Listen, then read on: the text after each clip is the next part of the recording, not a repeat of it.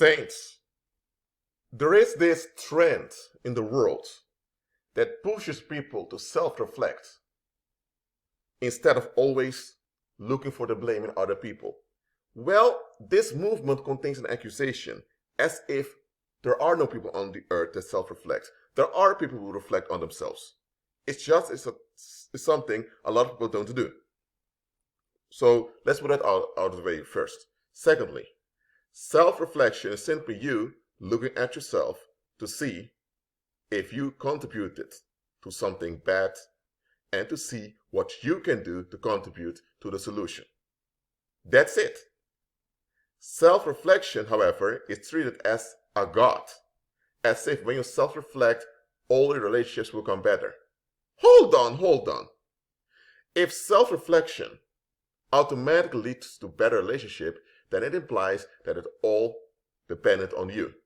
That implies that it was all your work and all your doing. But here's the thing, relationships are not all you're doing. That means that, look, even if you had a toxicity on your part and other people had their toxicity on their part, you removing your toxicity does not automatically mean that the relationship will become better. Because if you do your part to look for solutions and look for healing, but others don't, then you will still have an unhealthy situation. You know why? Because before, everyone was unhealthy. Now you have one individual who has a healthy attitude and the rest remains unhealthy. So what thing is going to happen? The one who's able to do the work will now get the blame for the toxicity of all the other people. So all the other people just want to flee. The other people were complaining about your toxicity. And that's factual because you were toxic. But what about them? If they only talk about your toxicity, but refuse to talk about theirs, and now they are willing to look at themselves and work on solutions, then they are scapegoating you. That is why there are times you should not admit you're wrong. Not because you're a narcissist, not because you have ego problems. There are times you should not admit you're wrong and just escape the situation. You know why? Because if 10 people are wrong and only one admits he's wrong, all the other 9 people who are also wrong will now focus on the wrong of the individual who just confessed.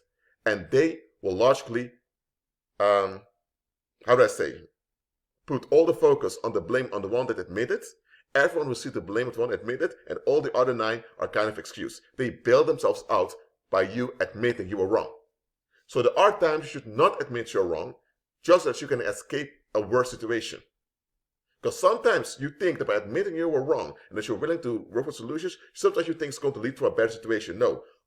It happens in the world when you admit you were wrong, people use it as aha, and they will use it as a validation or approval for a further attacking you.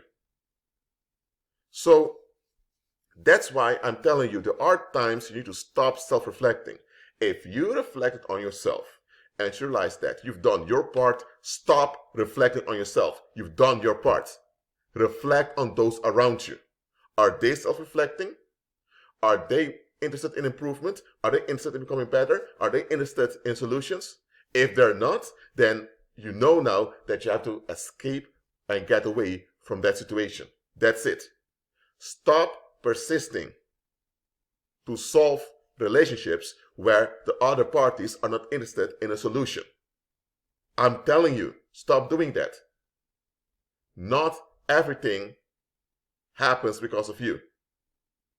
So if people keep blaming you as if you are the reason why everything keeps going wrong, then that means that they have turned you into a false god.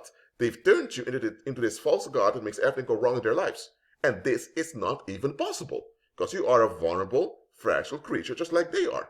So as a vulnerable, fragile creature, you don't have that much capacity nor ability to cause everything to go wrong. You don't even have the capacity to arrange everything in your own life by your own strength, let alone arranging everything for someone else. So there comes a point you need to stop self-reflecting and see what you're dealing with. Are you dealing with people who are interested in solutions? Or are you dealing with people who just want to blame someone who was guilty to escape? Because if someone is guilty or if someone was wrong and you blame them, your blame is justified. And because your blame is justified, people tend to say, okay, you're right. You're not just dumping on people because the individual is to blame. But here's the thing. Even if you are to blame, If their attitude is just to dump on you because you are to blame, then they are seeking relief at your expense. They're scapegoating you. Beware of this. And look, some people left you because they did not want to contribute to the solution.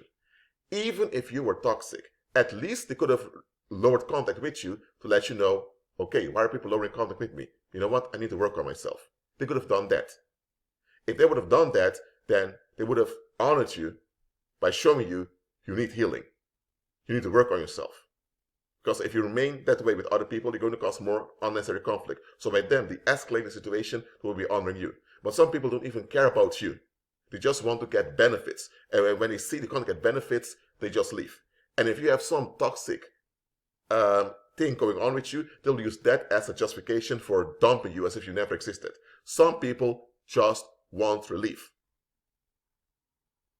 They don't have any patience nor endurance with anyone. When they don't get their cake, they're gone. And that shows you they were fake to begin with. They were only there to enrich themselves, and you were just a tool for themselves to be enriched. So even if you were wrong, even if you had toxic issues, don't blame yourself for the whole situation. If you eventually did your part, they should have done theirs. Now, that does not mean that if you were wrong, that just because you did your part, that it wasn't wrong what you did. It was wrong what you did. It doesn't mean that now it's okay what you did because you amended it. No, it was wrong. And you should take responsibility for it and become better individuals. But also should those other people. But here's the thing that shocks a lot of folks.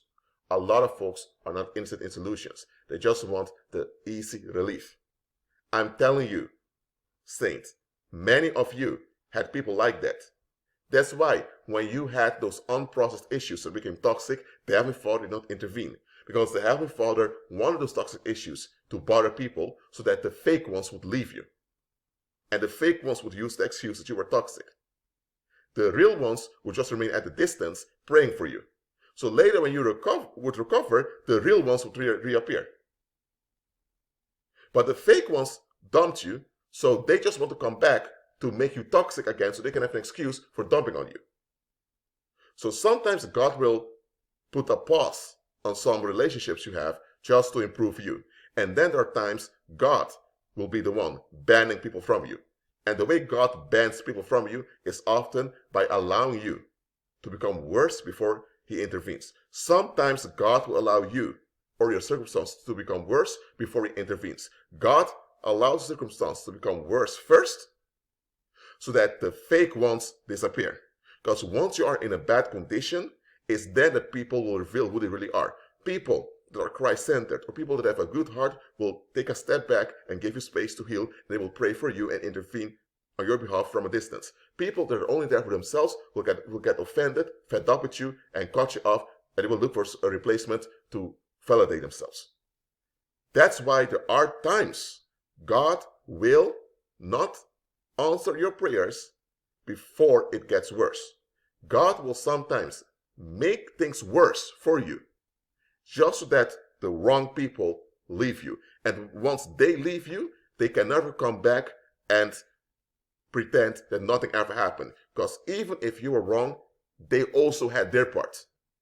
And because they didn't want to do their part, after they leave, it's finished. They've burned the bridge and you have no obligation to receive them back unless they comply with justice. And because many of them will never comply with justice, you have been delivered from them. So stop blaming yourself for how toxic you were, if you were toxic. If you were toxic, I say, and even if you were toxic, you're a believer now.